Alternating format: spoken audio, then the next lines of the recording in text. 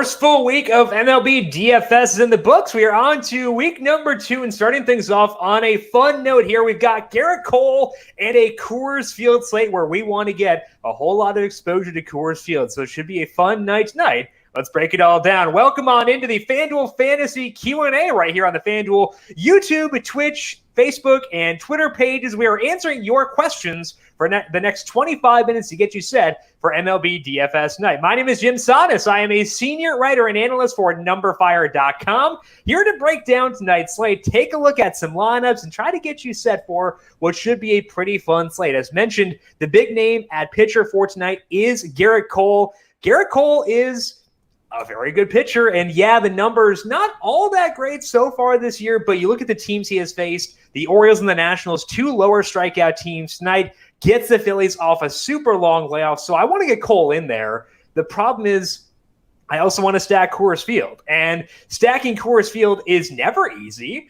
but it's especially tough when you're trying to get up to someone like Gerrit Cole, so we're going to be doing some gymnastics effectively throughout the show for today, trying to find areas we can get some value and allow us to get up to guys like Mike Yastrzemski and all of these Giants hitters. The Giants might be preferred side between the two because they are cheaper, but overall I think Coors is definitely the place that we want to go. First question here is from Jason. Thanks for the Turnbull call on Friday. Great call. Thank you, Jason. I appreciate that. He was cruising through the first 4 innings, then didn't quite cruise after that, but hey, it was still a good enough slate or a good enough output where felt pretty good about it, and we'll see where he goes going forward. Remember, if you have questions, hit us up on the FanDuel YouTube page. You can also put those on Facebook. Those will be relayed to me, and I'll try to answer those live here on the air. If you have questions about any value plays that pop up, any pitchers you're considering for tonight, and want my thoughts on, anything like that. Now, the main focus for me is Gerrit Cole, but I do think there are 2 cheaper options we could turn to if you want to make your life a little bit easier when you're trying to stack Coors Field. One of those is Frankie Montas. Montas is a pitcher who has had really good numbers for a while now, but those numbers could be even better when you look at the teams that he has faced. You see the 28% strikeout rate. This is a 12-star sample for me since he started to use the sinker more often. 28% strikeout rate, not that bad, but it's actually even better when you realize that he's faced the Angels 4 separate times, if I can count correctly. Yeah, did it. All right, cool. 4 separate times in this span. He has faced Pittsburgh once, their top 5 in strikeout rate as well. Cleveland, he's faced twice in that time. They are 11th in strikeout rate against righties since the start of last year. So a lot of low strikeout teams, but Montas still getting strikeouts. Now, the problem is when you look at the pitch count here over on FanGraphs, 81 and 77 pitches in his 2 starts this year. Oakland has been one of the teams that's been more willing to have a quick hook on their pitchers, and that's concerning because he could leave that game early, but he's facing the Mariners. I expect Montas to do really well against them. 26% strikeout rate against righties since the start of last year. So Montas, definitely a guy I can turn to. Alec Mills, the other guy, I don't feel as comfortable with him because the sample here is really small. Didn't have super big strikeout numbers in the minors, but started to lean more on a curveball last year, and the strikeout numbers have gone up with that increased reliance on the curveball. So he's $7,000. I think you can go there. So Montas and Mills, the 2 value options I'm considering, but Montas definitely above Mills for me. Josh is asking, bump down to Minnesota with no Josh Donaldson. Donaldson missing, I think, like his 4th-ish consecutive game. I was kind of surprised to see Luis Arraez batting second because they're facing a lefty. Arraez not generally a dude that I tend to like, but I think if you look at this Twins order, there are still good options within this lineup, specifically Mitch Garver, $2,500, just disgusting numbers against lefties. Garver, I mean, if you look at his numbers this year, he hasn't been hitting the ball as hard, but he's had some kind of spotty playing time. The Twins have faced a lot of really good pitching, so I'm not super concerned about it. Garver, I think, is the best value option on this slate, so I think that you kind of go towards him. Miguel Sano is first base, and so that's the annoying thing with this Twins team is that if you want to use what I would deem the 2 best value plays, because Arraez is a value play, but I wouldn't put him as high as Garver and Sano. If you use both, then you're plugging up your catcher/first base and your utility slot. And if you listen to the solo shot this morning, that was a concern for me because the other team that I like to turn to for some value is the White Sox. And They also have value options at first base with Edwin Encarnacion and Yasmani Grandal, assuming that Grandal is the catcher for today. He's $2,500.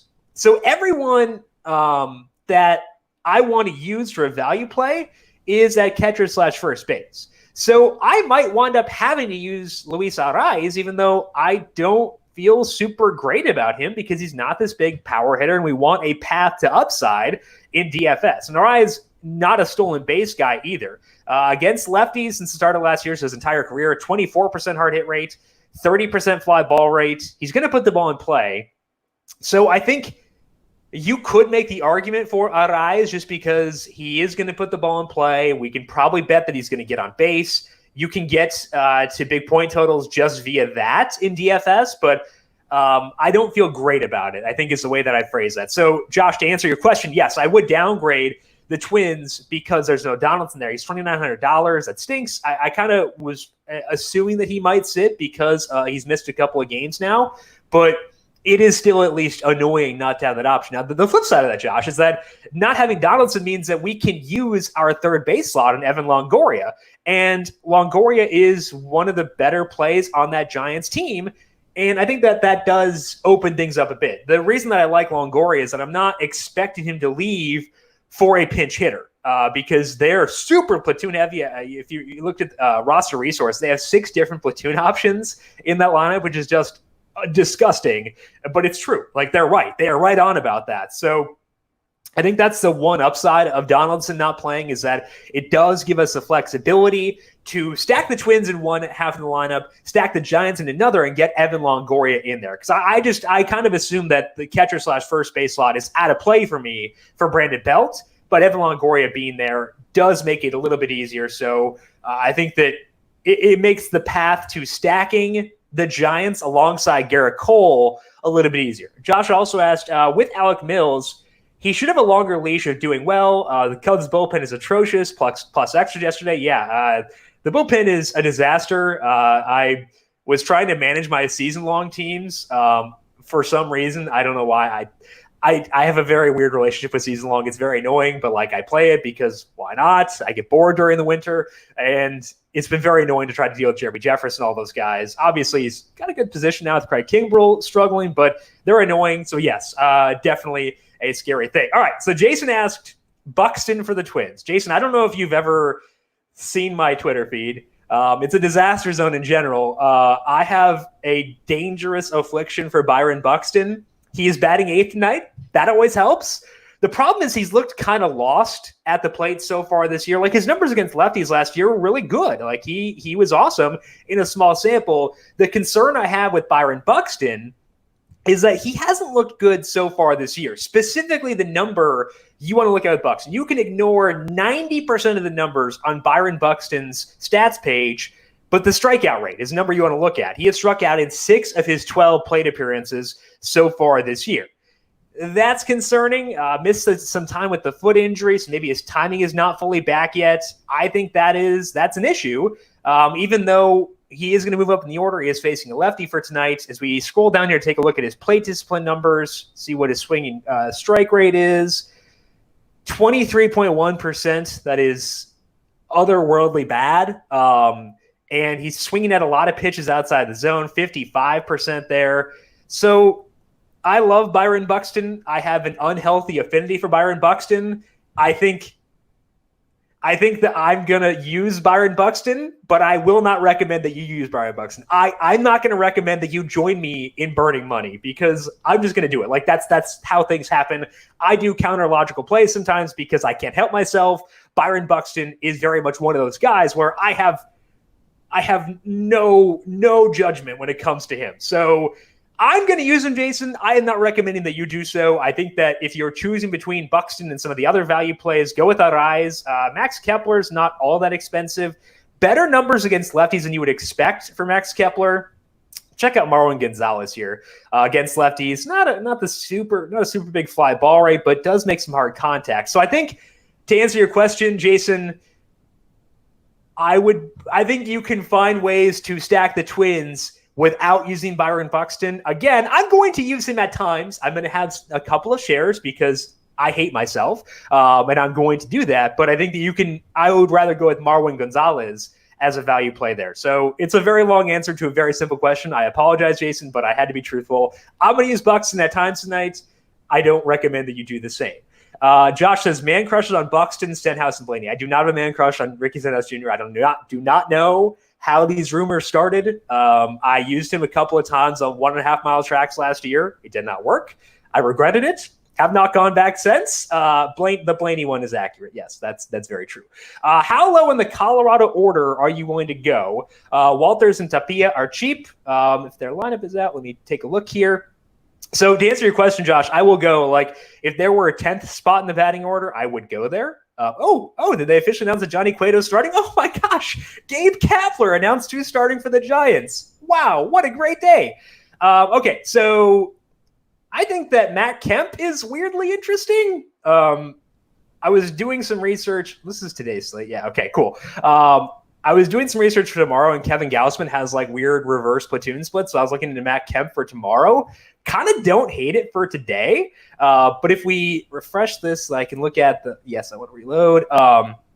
So we can look at this Giants lineup. I kind of don't think it's like a terrible idea to use Matt Kemp. So Josh, I would use anybody within that Colorado lineup. We can dig more into that lineup here in just a second. But I think that I would be okay using anyone there. Kemp and Owings in consideration while batting 7th and 9th. Yevgeny is asking, what's your strategy in single entry GPP? Do you play optimal cash lineup? No. If my strategy for single entry GPP is I want to just figure out, it all starts for me, Yevgeny, with who is the best tournament pitcher on the board for tonight. And when I say tournament pitcher, that means that there are a lot of different things in consideration. I am considering floor a little bit, but also I am considering ceiling that may be undetected. So that's why I think that Alec Mills is interesting. I would not use Alec Mills, just full disclosure. If I were doing a single entry tournament for tonight, I'd try to get Garrett Cole in with a Giant stack. But that's why Alec Mills would be interesting to me in that format, because if you only get one lineup, you're probably not going to burn it on Alec Mills. And I think his upside is better than expectation. So I want to look for players like that. Brandon Woodruff last week, I think, was a tremendous example of a situation like that where undetected upside was in play. So that's what I'm kind of looking for a single entry GPP. It's looking for a pitcher I think has upside that is underappreciated, recent changes they've made, something of that nature. That's kind of the main thought process for me, is try to find a pitcher who has a path to upside, but who people may not know has a path upside. That's the way I would phrase that there. Jason is asking, is it worth getting Judge with him being on fire lately? Judge is facing Jake Arrieta. I do not mind using batters against Jake Arrieta. The problem that I have, Jason, is opportunity cost when it comes to Aaron Judge, because we've been talking about how much I want to stack the Giants today. But if I go Aaron Judge at $4,500, that means it's harder for me to get to. I think Mike Yastrzemski's in there. Oh, maybe not. Okay. I guess Mike Yastrzemski is. Yeah. Okay. So Mike Yastrzemski is batting first. If I use Aaron Judge, my ability to get Mike Yastrzemski, to get David Dahl, to get Charlie Blackmon goes down. So you could always get a multi-homer day out of Aaron Judge, but I think today I'd rather go with the guys at Coors Field. The expensive outfielders there, I'd rather go with them. So, yeah, you can justify Aaron Judge, but I think if I'm choosing between him and someone else, which is what you have to do in a salary cap format, I'd rather go with the other options and stack Coors Field. Season-long question. Who would be a good pick up for the outfield for the rest of the season? Bob, I'm terrible with season-long. I play it, but I'm not very good at it. So, sorry. I would help you if I could, but I'm really bad at it. So, sorry about that. Let's dig more into the Giants here, because I do want to take a look at their lineup now that it is actually out, now that it's official that it will, in fact, be Johnny Cueto, because, again, Gabe Kapler hates us. Okay, so we've got Mike Yastrzemski first, Alex Dickerson second. So Dickerson is good, and I like him. The problem that I have with him is Hunter Pence playing. Yeah, so there's no Hunter Pence. And the concern that I have there is if the Rockies bring in a lefty, Dickerson's out of the game. Like, he's done, and Hunter Pence is coming in. We've seen Dickerson actually lead the game a couple of times in, like, the first 5 or 6 innings. That's a concern for me. So Dickerson at $3,200, if I could guarantee he would play the entire game, would be one of the best plays in this entire slate. But I can't guarantee that. And in fact, I have reason to believe that may not happen just based on the way they have played things so far this year. So although I like Dickerson, I am concerned about that. Let's check out Donovan Solano batting third for the Giants here. Solano against righties, 33% hard hit rate, 27% fly ball rate. This is since the start of last year. 22% strikeout rate. Like there's not a lot in that profile that makes me super anxious to use him, despite the fact that he's batting third. But at the end of the day, he's batting third at Coors Field. He's not all that expensive. So I think that I might wind up running into Donovan Solano out of default. Not necessarily sure that I really want to, but I guess you could go there. Solano, yeah, not a stolen base guy either. So we toggle on the minor leagues for him here. Yeah. I mean, like, I think I'll wind up using him out of default, but it's not like a situation where I desperately want to go at him. But the good thing with him is he'll probably at least stay in the game once the pitching situation changes. So Solano, okay, but definitely not someone I actively want to use. Brandon Belt is expensive, and he's a catcher/first base. That makes it tougher. Evan Longoria, definitely on board with him. Now, Wilmer Flores is fun because he's cheap. The problem is that he is at third base, and I can't use up my catcher/first base slot in one of my stacks, and he's Evan Longoria, and he's Wilmer Flores. So in theory, I'd like Wilmer Flores. And like, let's say you don't have the $300 to get to Evan Longoria, then I'm okay with Flores. But it's kind of annoying that I can't get both. That's kind of the one issue that I have with this slate is it's hard finding guys at a bunch of different positions who are super attractive. Brandon Crawford batting seventh against a righty, 41% hard hit rate since the start of last year against righties, 30% fly ball rate. Just saw Jason ask about Crawford as well. 79 WRC plus against righties. He's $3,000. He's shortstop eligible. Solano is shortstop eligible too. So I think here's the question, Jason, is do you want to go Solano or do you want to go Crawford?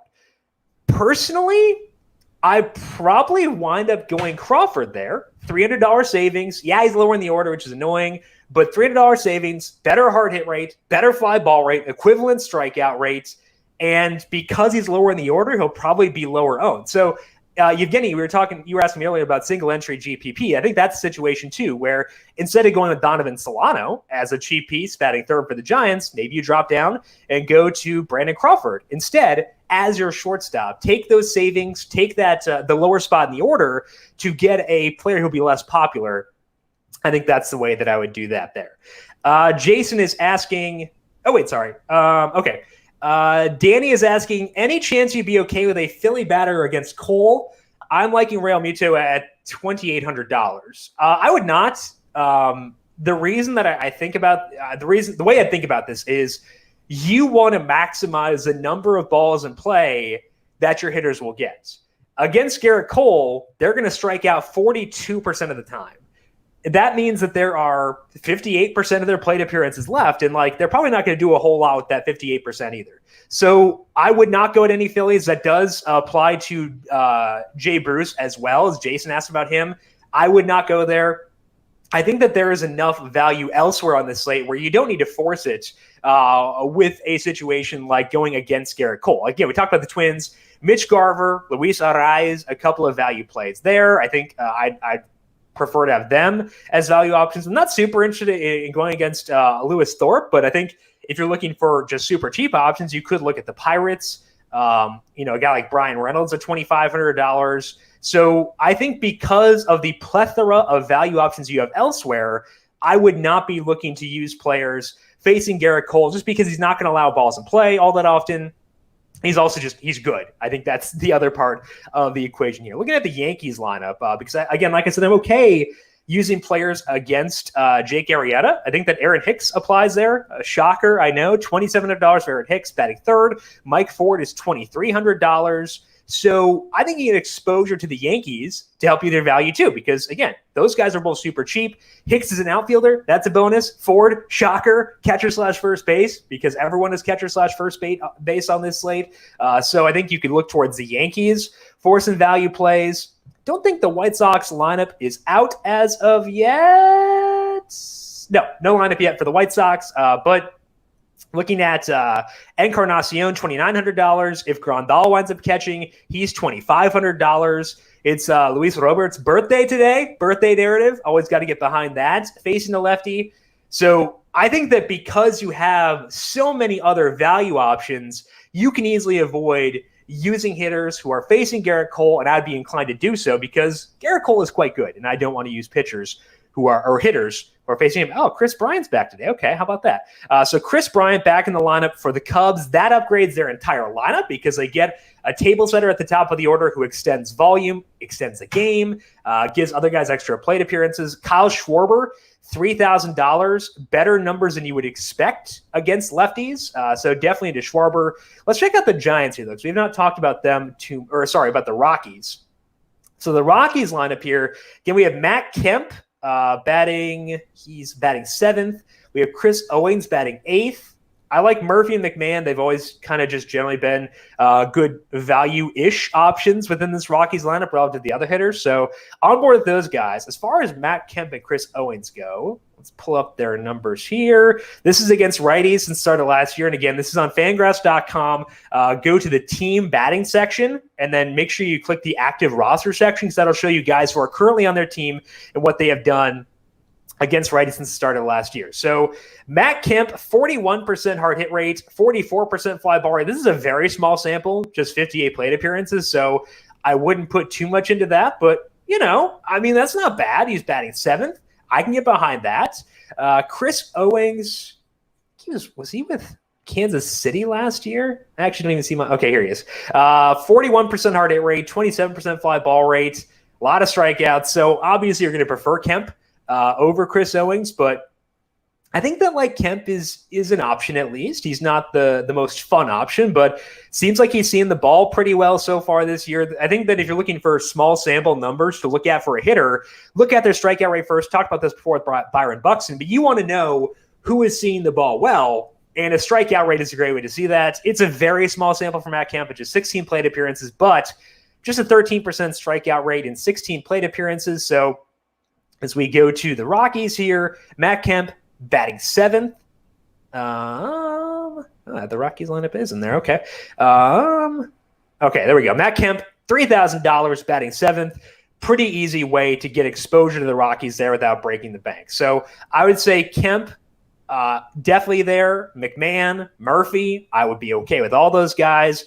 Murphy has been pretty rough for a while now, but still has a 38% fly ball rate against righties since the start of last year. So McMahon also pretty good. So I would say those are your options if you want cheaper exposure to the Rockies. And the plus side is you get McMahon at second base eligible to help fill that one too. So I think you can make it work on this slate, despite the fact that catcher/first base is basically just one huge logjam. I still think you can find a way to make it work, and I do want to do so. So tinker around with things, look at what you can get in there, and I think you can make this work to get a giant stack in there with Garrett Cole, and it's something that I want to do. So I'll be working hard at that and seeing if I can get that combination. That's another thing to think about, Evgeny, is think about combinations people will not have in their single-entry tournament lineups. Might be tough to get Garrett Cole with the Giants. Maybe people will avoid that. So I think that's the way that I would think about that for tonight, but also in general for the single entry GPPs. That is all the time that we have for today. Once again, back tomorrow right here, same place, same time for this Q&A, but also we have the solo shot, our MLB DFS podcast that records 9 a.m. Eastern every weekday right here on the FanDuel YouTube page. So make sure you are subscribed to that FanDuel YouTube page because that is the only place where the solo shot goes up. Outside of the numberFire daily fantasy podcast feed, we also have DFS podcasts around NHL, NBA, UFC, NASCAR, PGA podcast, and the PGA Championship is going up tomorrow. So make sure you check that out as well. Big thank you to Calvin Theobald, our video producer, for on the video side of things here today. Thank you, Cal, as always. And thank you to everyone for tuning in and for asking really good and informed questions. Again, you guys are rock stars. Really appreciate you making things easy on me with the awesome questions. Good luck tonight. We'll talk to you again tomorrow. This has been the FanDuel Fantasy Q&A right here on the FanDuel YouTube, Twitch, Facebook, and Twitter pages.